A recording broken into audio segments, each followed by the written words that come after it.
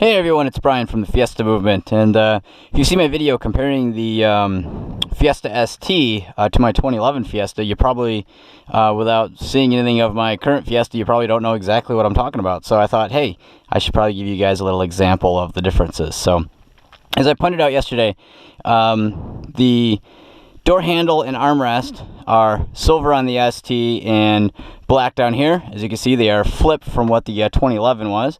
They are silver here and black here.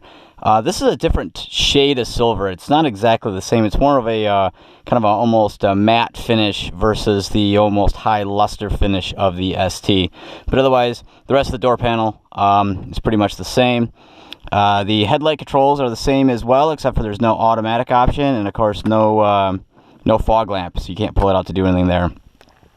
Otherwise, the tachometer and speedometer placement are exactly the same, except for the tach only goes to, has a red line at about 6,000 RPMs, and the speedometer goes to 130. But otherwise, the layout between the two cars is exactly the same. Also pointing out the steering wheel, if you notice that if I kind of move in on the side here, you can see that this is more of kind of a rectangular cross section where the ST is more round. Also, the thumb kind of grips, or whatever you want to call them, the bosses here are moved up pretty far on the 2011 car, where they are now moved down here closer to where they are on the European car, as well as like an aftermarket performance steering wheel from like Momo or Sparco. So this is a very good steering wheel, but the ST is really more of a performance steering wheel. It's just up just a little bit. It provides just a little bit better support for the thumbs. This, I think, is typical American 10 and 2 position, which you learn in driver's training, which is pretty much all wrong, where the ST is a little bit more set up for the 9 to 3, which provides you much better car control and input. So looking at the steering wheel, the controls of it, as you can see, we have the forward and backwards track buttons, as well as the phone hang up, and then the OK button to confirm a command, and then the M button instead of the voice activation that it is on the ST. That leaves back here is where the voice command button lives, which is now all black on the, or all blank, I meant to say, on the ST. Otherwise, cruise control over here. Both cars use the same basic cruise control function, so nothing really different. Turn signals and, let's see, turn signals over on this side, exactly the same.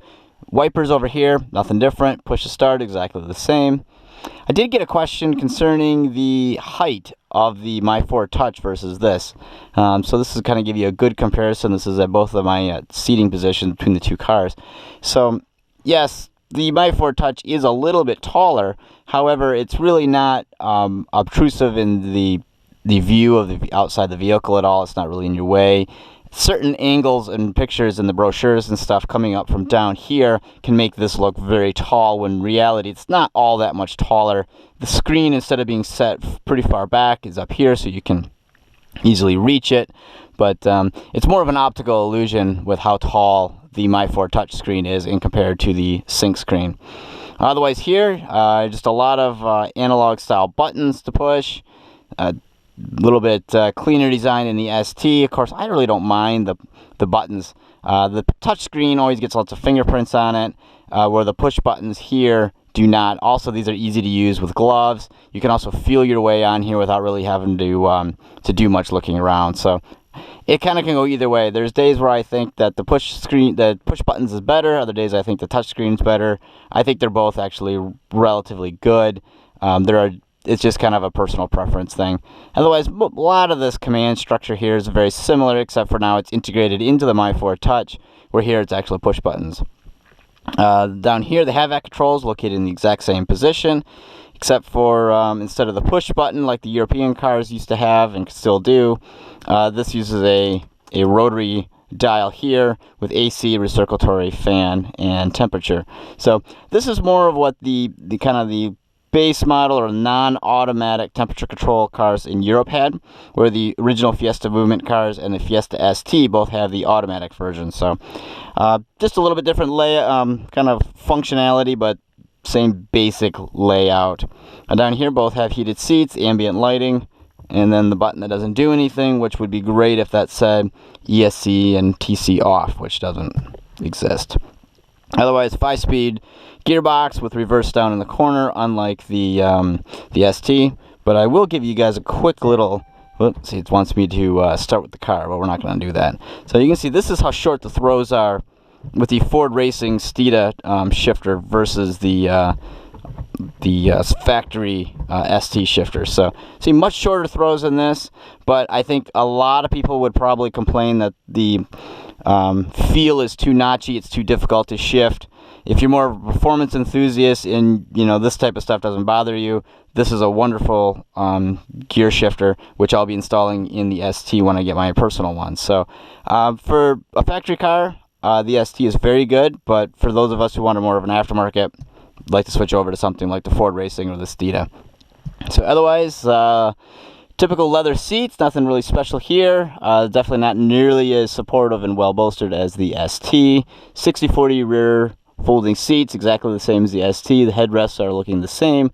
Not a lot of difference back there besides upholstery. So if you want to get an idea what the headrests look like and what the seat room is like, you can compare that to any current Fiesta or even any 2011 through 2013 car, and you get a good idea of what you're going to be dealing with the ST. So pretty good comparison if you're looking at back seat room.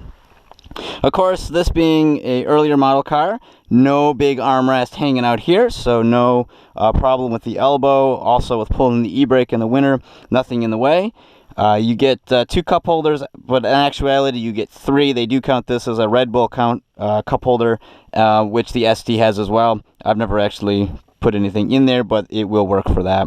I do get an extra cup holder back here, which is very nice. The ST has it further back, which is impossible to get to. So I like to use this one a lot for my coffee cup because it doesn't get in the way of shifting or the handbrake, especially in the winter when you got gloves on.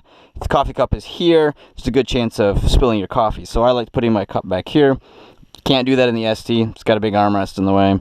Otherwise, 12-volt power source back here. This is the same as on the ST. I really didn't show that yesterday because you can't see it behind the big, huge armrest. A 12-volt source here, same as on the ST. One thing that's different is the 1/8" jack and USB are located up here on the 2011 through 2013 cars. It is located in the armrest on the ST. So otherwise, that's kind of a real basic run view on kind of comparing the 2014 Fiesta ST interior to that of my 2011. So hopefully that gives you guys a little bit of an idea of kind of where my baseline was and kind of what to use for a comparison. So hope you guys enjoyed it. Hope it really helps out in the terms of trying to understand what the new ST is like.